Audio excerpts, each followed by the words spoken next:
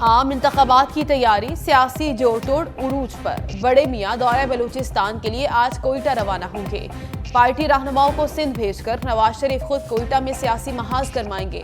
जराये के मुताबिक 20 से ज्यादा अहम सियासी शख्सियात से मुलाकातें शेड्यूल। अहम सियासी खिलाड़ियों के नून लीग में शमूलियत मुतवक्के। बलूचिस्तान अवामी पार्टी से सीट एडजस्टमेंट मुआहदे का भी इम्कान।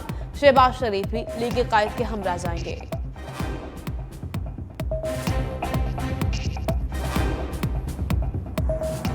महंगाई का नया तूफान आते आते टल गया। कोई मिनी बजट नहीं आएगा। IMF मिशन 9,415 अरब का सालाना टैक्स हदफ बरकरार रखने पर रजामंद।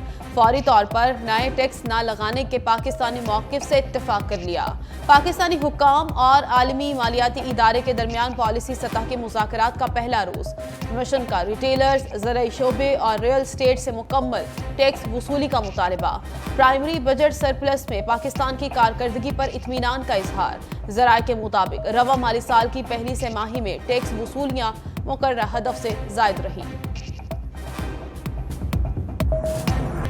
जयाले लीडर का खुला पैगाम, पुराने इत्तेहादियों के नाम। मिठी में पावर शो। बिलावल भुट्टो ने कहा, हमारे दोस्त PTI की नकल करके इलेक्शन लड़ रहे हैं। जीत के ख्वाब देखने वाली पाकिस्तानी महंगाई लीग को अवाम 8 फरवरी को शिकस्त की सूरत में जवाब देंगे।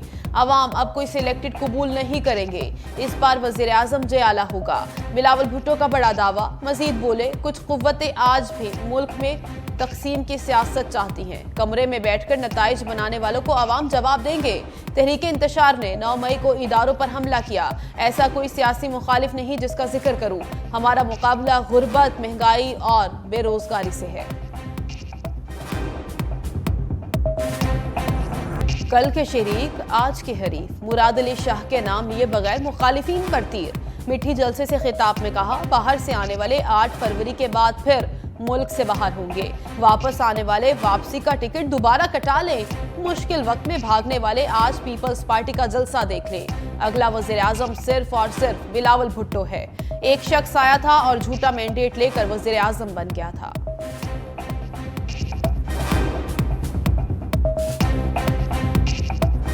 चेयरमैन तहरीक इंसाफ के लिए एक के बाद एक मुश्किल। तोशाखाना और 19 करोड़ पाउंड स्कैंडल में भी गिरफ्तारी डाल दी गई।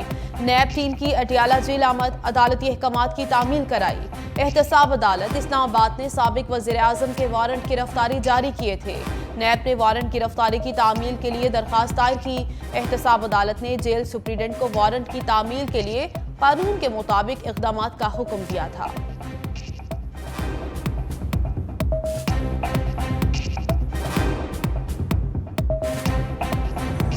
फराह गोगी कौन? अलकादिर ट्रस्ट का क्या मकसद? बुशरा बीबी से नैब में पूछगछ।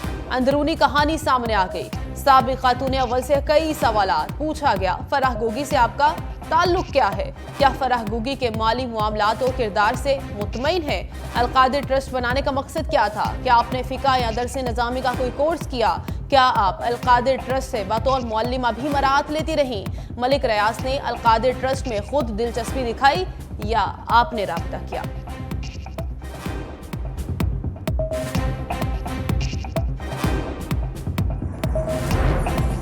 दो सियासी बड़ों में हेलो हाय। नवाज शरीफ का मौलाना फजलुर रहमान को टेलीफोन। तर्जुमान JUI के मुताबिक दोनों रहनुमाओं में मौजूदा मुल्की सियासी सूरत हाल पर बातचीत। बाहमी इत्तेफाक से मुल्की मसाइल को हल करने का अज़्म। नवाज शरीफ का जल्द मुलाकात की ख्वाहिश का इजहार।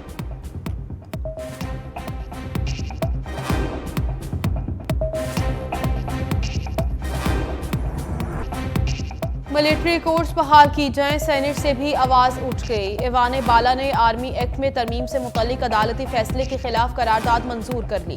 सुप्रीम कोर्ट की रूलिंग पार्लियामेंट की कानून साजी के खिलाफ करार। मतन में कहा गया कि दहशत गर्दों के खिलाफ कार्रवाई फौजी अदालतों में होनी चाहिए। सेनेटर रजा रब्बानी और सेनेटर मुश्ताक ने मुखालफत की।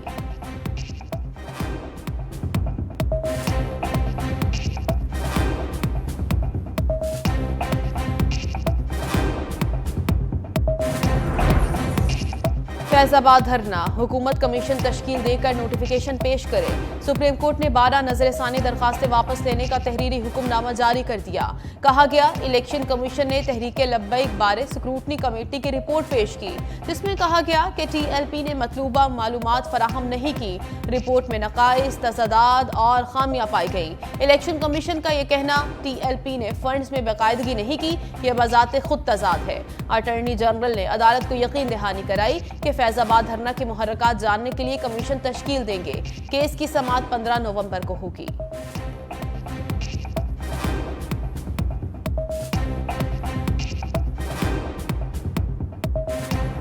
दो भाई, दो पार्टियां, दो ही कहानियां। एक नवाज शरीफ का मंजूर नजर, दूसरा चेयरमैन PTI का चहीता। असद उमर पार्टी में आते ही पार्टी सरबराह के करीब हुए। चेयरमैन PTI ने इलेक्शन से कबल ही अगला वजीर खजाना नामजद कर दिया। मौसूफ के पास वजारत का तजुर्बा था, ना ही मुआशी प्लान। मुबस्सिरीन के मुताबिक असद उमर को खजाने जैसी अहम वजारत देना बड़ी सियासी गलती थी। गुफ्तार के गाजी थे, यही वजह है चंद माह में मईशत का कबाड़ा कर गए।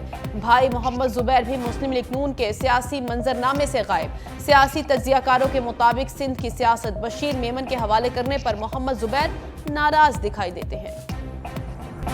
शेख साहब को लग गई किसकी नजर, शेख ही जाने। साबिक वजीर दाखिला शेख रशीद की परेशानियां। कहा, हमेशा गेट नंबर 4 का साथ दिया, लेकिन मुझे नजर लग गई। नवाज शरीफ को कब लगती है, इसका इंतजार करूंगा। मजीद बोले, चिल्ले के असरात अभी भी बाकी हैं, खत्म नहीं हुए। ऐसे शहरों में मुकदमात दर्ज हुए जहां मैं कभी गया ही नहीं। 9 मई के वाकयात की FIR के खिलाफ शेख रशीद की पिटीशन पर एतराजात खत्म। Lahore high court Rawalpindi bench के जस्टिस चौधरी अब्दुल अजीज ने एतराजात खत्म किए।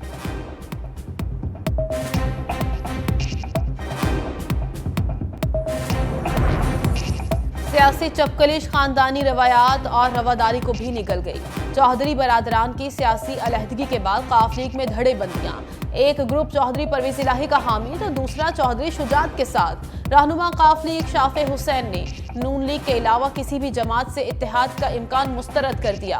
सियासी मुबस्सिरीन का कहना है कि सियासी रंजिशें इस हद तक बढ़ गईं कि खानदानी रवायात का भी पास नहीं किया गया। परवेज इलाही के घर पर छापे इसकी वाज़ेह मिसाल है। पुलिस रातों को चादर और चार दीवारी का लिहाज ना करते हुए उनके घरों में घुसी। पहली बार घर की खवातीन को मीडिया के सामने आना पड़ा।